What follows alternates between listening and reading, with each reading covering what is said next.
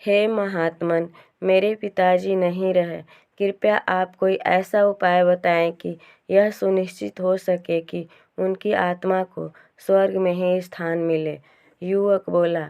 बुद्ध बोले, ठीक है, जैसा मैं कहता हूँ वैसा करना।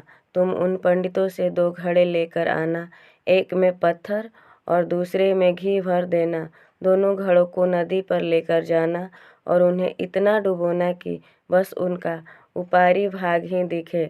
इसके बाद पंडितों ने जो मंत्र तुम्हें सिखाए हैं उन्हें ज़ोर ज़ोर से बोलना और अंत में धातु से बनी हथौड़ी से उन पर नीचे से चोट करना। और ये सब करने के बाद मुझे बताना कि क्या देखा। युवक बहुत खुश था। उसे लगा कि बुद्ध द्वारा बताई गई इस प्रक्रिया से निश्चित ही उसके पिता के सब पाप कट जाएंगे और उनकी आत्मा को स्वर्ग की प्राप्ति होगी। अगले दिन युवक ने ठीक वैसा ही किया और सब करने के बाद वह बुद्ध के समक्ष उपस्थित हुआ। आओ पुत्र, बताओ तुमने क्या देखा? बुद्ध ने पूछा। युवक बोला, मैंने आपके कहे अनुसार पत्थर और घी से भरे घड़ों को पानी में डालकर चोट की। जैसे ही मैंने पत्थर वाले घड़े पर प्रहार किया, घड़ा टूट गया और पत्थर पानी में डूब गए। उसके बाद मैंने घी वाले घड़े पर वार किया, वह घड़ा भी तत्काल फूट गया और घी नदी की बहाव की दिशा में बहने लगा। बुद्ध बोले, ठीक है, अब जाओ और उन पंडितों से कहो कि कोई ऐसी पूजा यज्ञ इत्यादि करें कि वे पत्थर पानी के ऊपर तैरने लगें और घी नदी की सतह पर जाकर बैठ जाए।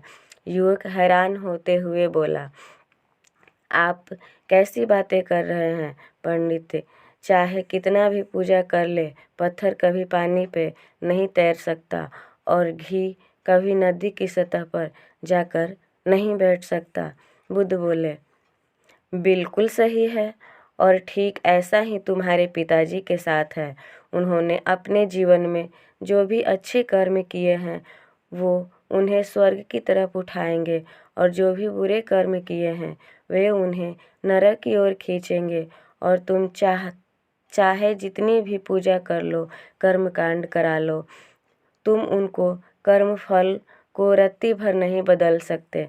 युवक बुद्ध की बात समझ चुका था, किंतु मृत्यु के पश्चात स्वर्ग जाने का सिर्फ एक ही मार्ग है और वो है जीवित रहते हुए अच्छे कर्म करना।